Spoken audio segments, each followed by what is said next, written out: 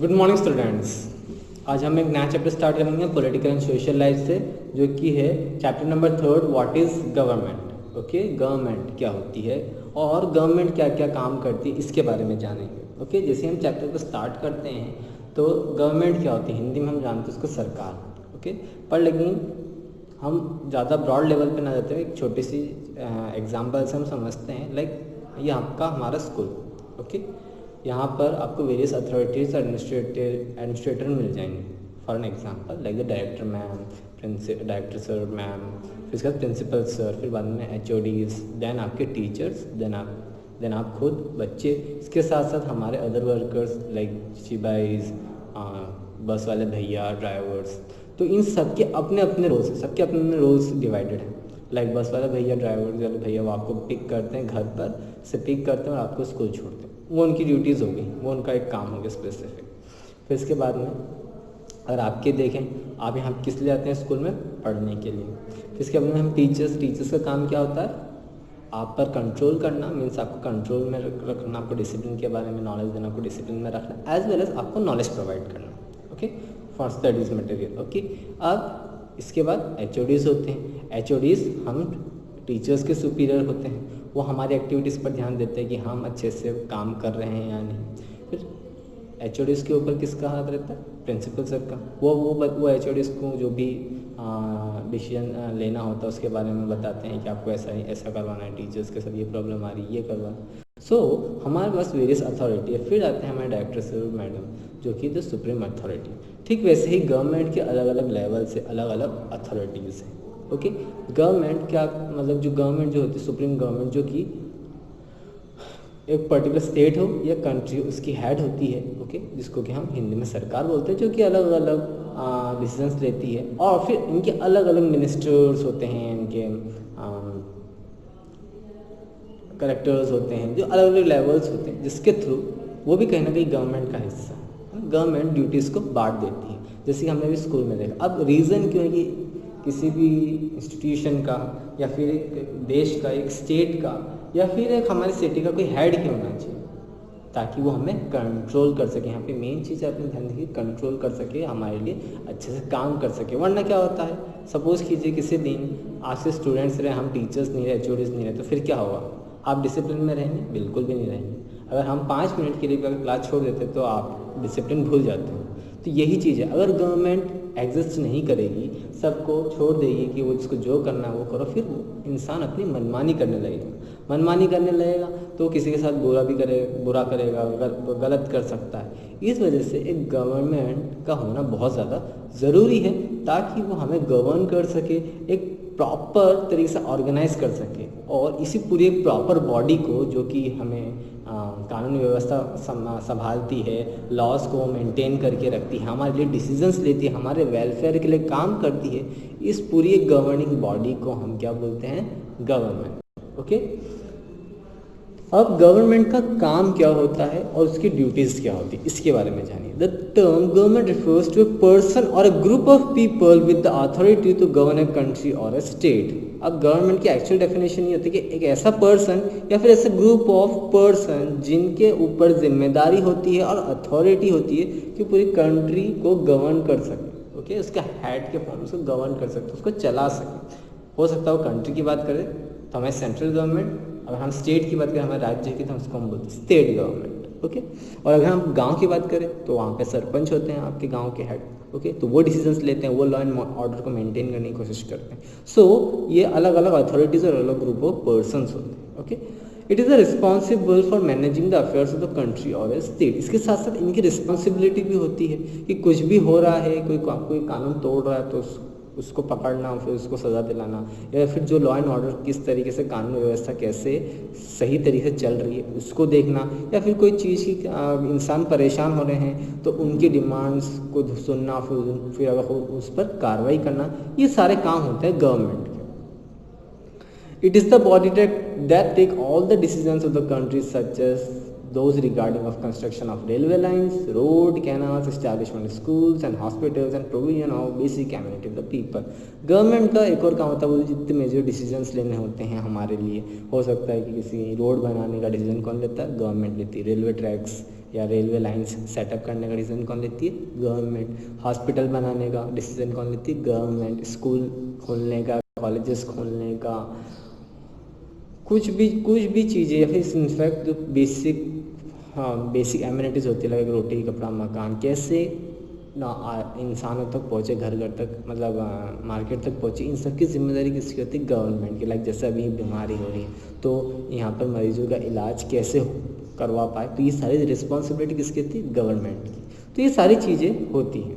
Okay, उसके साथ साथ ये एक और चीज़ पर भी ध्यान देखिए, जो कि बहुत ज़्यादा गरीब होते हैं, जिसको कि हम इंग्लिश में economically weaker section of our societies बोलते हैं। इनके लिए वेरियस स्कीम प्रोग्राम्स लॉन्च करना, जिससे कि ये उठ पाए, है ना। जैसे कि छोटा सा एग्जांपल लेते हैं, आपने अगर राशन कार्ड स्कीम सुनी होगी, तो वो ऐसे पीपल्स के लिए हैं जो कि बिलो पॉवर्टी लाइन, यानी कि गरीबी रेखा से कम के होते हैं, जो कि मीन्स इतना कमा नहीं पाते हैं कि वो अपने लिए अनाज खरीद पाए। तो गवर्नमेंट ने राशन कार्ड स्कीम निकाली, जिसके थ्रू वो लोग जो सरकारी जो दुकानें होती हैं वहाँ से जाके वो कम प्राइस में अनाज ले सके। तो ऐसी वेरियस स्कीम इंट्रोड्यूस कर रखी है for the economically weaker section, यानी गरीब पीपल्स के लिए, जो कि अपनी बेसिक एमिनिटीज़ लाइक खाना, जो बेसिक एमिनिटीज़ है उसको वो पूरी कर सके। इसके साथ साथ एजुकेशन होता है, गवर्नमेंट स्कूल खोल रखे हैं, वहाँ पे बच्चों को पढ़ाने के लिए बुलाया जाता है। उसके साथ साथ मिड डे मील भी जाता था, इन्हें एक टाइम का खाना दिया जाता है, जिससे कि वो एजुकेट हो सके बच्चा, एजुकेशन के साथ साथ उसको खाना भी मिल सके। तो गवर्नमेंट वेरियस प्रोग्राम्स और स्कीम्स निकालती है, जिसके तहत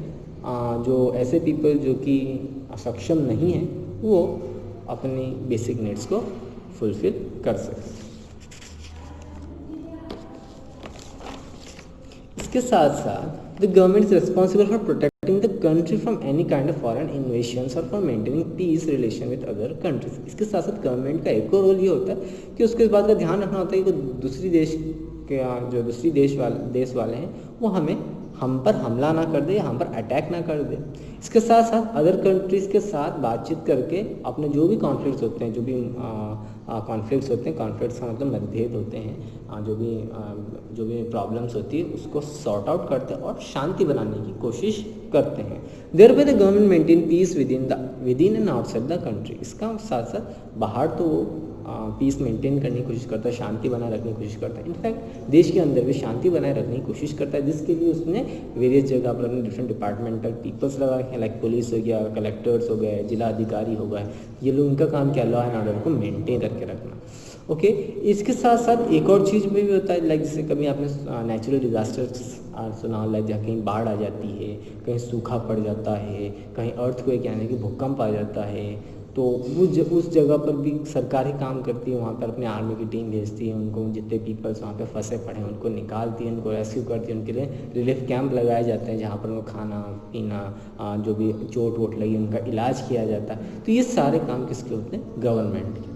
Therefore, duty of the government is to ensure that the basic requirements of the citizens of the country are fulfilled। और ये गवर्नमेंट की कहीं ना कहीं ड्यूटी भी है कि उसको, अगर हमने इलेक्ट कर, हम हमारी गवर्नमेंट को इलेक्ट करते हैं, हम हमारी गवर्नमेंट को खुद चुनते हैं। आपने देखा होगा 5 साल में आपके मम्मी पापा, घर में जो बड़े लोग हैं 18 साल से ऊपर के जो पीपल्स हैं, वो वोटिंग करने जाते हैं। क्यों करने जाते हैं? ताकि वो अपना लीडर यानी अपना नेता वो खुद चुन सके, जो कि उनके लिए काम करे। तो कहीं ना कहीं ये गवर्नमेंट की भी ड्यूटी होती है कि वो इन सारी चीज़ों का ध्यान रखे। ओके, अब इंडिया एक बहुत बड़ी कंट्री है। इंडिया क्या बात है, अदर जो स्टेट्स हैं वो बहुत बड़े होते हैं। तो एक अकेला इंडिविजुअल इतनी बड़ी कंट्री या अदर स्टेट्स को अकेला तो हैंडल नहीं कर सकता है। तो इसीलिए उसने अपनी जो गवर्नमेंट के जो लेवल्स उसको बांट रखा। कैसे बांट रखा ये देखते हैं कि ऑब्वियसली बात है, अगर हम एक पूरे स्कूल में अगर हम सिर्फ एक ही टीचर अपॉइंट कर दें, है ना, आपके अगर ऐसे हम सिर्फ एक ही टीचर अपॉइंट कर दें, तो क्या वो मैनेज कर पाएगा पूरी चीज़ से, है ना। उसको कम से कम कंपेनियन फेलो चाहिए, उसके ऊपर सुपीरियर्स चाहिए, जिससे कि वो प्रॉपरली काम कर सके। ठीक वैसे गवर्नमेंट ने भी अपनी जो टीम्स हैं, अपने जो मिनिस्टर्स, फेलो मिनिस्टर्स होते हैं, अपने टीम्स होते हैं, आईएएस ऑफिसर्स होते हैं, गवर्नमेंट ऑफिसर्स होते हैं, उन टीम्स को बांट रखा, उनको अलग अलग डिपार्टमेंट्स दे रखे ताकि वो अपना काम बहुत ईजिली कर सकें। लाइक जैसे कि फूड मिनिस्ट्री अलग बना देना, कि खाद्य मंत्रालय अलग बना, तो उसका ध्यान क्या रखना है कि देश में खाना अनाज प्रॉपर सेल हो रहा है कि नहीं, लोगों तक पहुँच रहा है कि नहीं। किसी को दे दे कि आपको भाई वो आपको फाइनेंस से रिलेटेड, घर देश में पैसे से रिलेटेड जो भी प्रॉब्लम होगी वो आप सॉर्ट आउट करोगे, देश की अर्थव्यवस्था को सही करोगे। डिफेंस मिनिस्टर तो आपको इस बात की जिम्मेदारी देती है कि जो भी रक्षा से रिलेटेड जो भी मतलब हमारे आसपास कंट्रीज़ में जो भी रक्षा से रिलेटेड जो भी काम होंगे अदर कंट्रीज से, कि हमलों से बचाना, अगर देश में कोई हमला हो रहा है तो उससे आप कैसे निपटेंगे या उससे आप कैसे बचाएंगे। इनके अलग अलग डिपार्टमेंट्स होती हैं, अलग अलग मिनिस्ट्रीज होती है, जहाँ पर ये अपने मिनिस्टर्स को अपना काम बांट देते हैं ताकि वो ईजिली गवर्न कर सके, ईजिली अपने काम कर सके। ओके, अब गवर्नमेंट हर लेवल पे डिसीजंस नहीं ले सकती। लाइक अगर हम बात करें सेंट्रल गवर्नमेंट की, लाइक अगर हम हमारे प्राइम मिनिस्टर की बात करें तो पूरे स्टेट की एक साथ वो फैसला नहीं ले सकता है, क्योंकि इतना टाइम, क्योंकि इंडिया में मैंने आपको बोला बहुत बड़ी कंट्री। तो गवर्नमेंट क्या करती है, अलग अलग लेवल्स बांट देती है। तो सबसे पहला लेवल आता है सेंट्रल गवर्नमेंट का। सेंट्रल गवर्नमेंट जो कि हेड होती है हमारे इंडियन की, तो ऐसे बहुत सारे फैसले होते हैं जो कि पूरे देश में लागू करने होते हैं, ऐसी बहुत सारी पॉलिसीज होती है जो पूरे देश में लागू करनी होती है। तो वो कहाँ, तो वो सारे डिसीजंस कहाँ से लेते हैं, वो सेंट्रल से लेते हैं। फिर वो सेकंड लेवल ऑफ गवर्नमेंट हम बोलते हैं स्टेट गवर्नमेंट, यानी राज्य पर हम सौंप देते हैं, जो हमारे चीफ मिनिस्टर्स यानी हमारे मुख्यमंत्री होते हैं। अब इस राज्य में उनको कोई भी फैसला लेना होता है तो उसके लिए उनको पूरी आज़ादी रहती है कि वो इस अपने राज्य में या अपने स्टेट में जो भी फैसला लेना चाहते हैं वेलफेयर के लिए वो ले सकें। अब अगर हम बात करें एमपी की, तो एमपी भी बहुत बड़ा है, यहाँ पे 53 डिस्ट्रिक्ट्स हैं, है ना।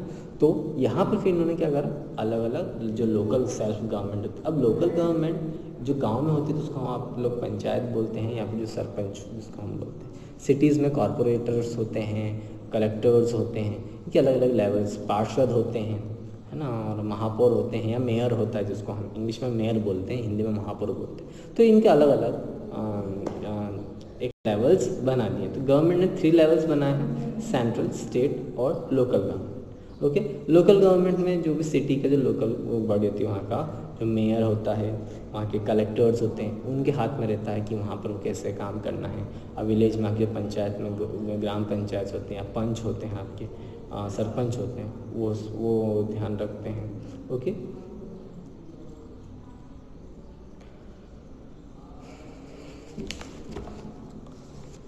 How does a government need to make a law, है ना। गवर्नमेंट को लॉ बनाने की ज़रूरत क्यों पड़ती है ना। अगर लॉ ना बनाए तो इंसान मन माफी कुछ भी काम करेगा। अगर लॉ बनते हैं तो उसके साथ साथ ये भी बताया जाता है कि आपने अगर ये लॉ को तोड़ा तो आपको सज़ा होगी, है ना। आपने किसी को मार दिया, सपोज कर आपने किसी का मर्डर कर दिया, तो ऐसा अगर ये लॉ नहीं बना हुआ होता तो कोई भी किसी को मार देता। तो इसलिए गवर्नमेंट लॉज बनाती है। अगर आपने किसी को मार देता आपको 10 साल की सज़ा, 15 साल की सज़ा, वेरियस जो भी अपने सर्कमस्टांसेस में जो भी आपने क्राइम किया।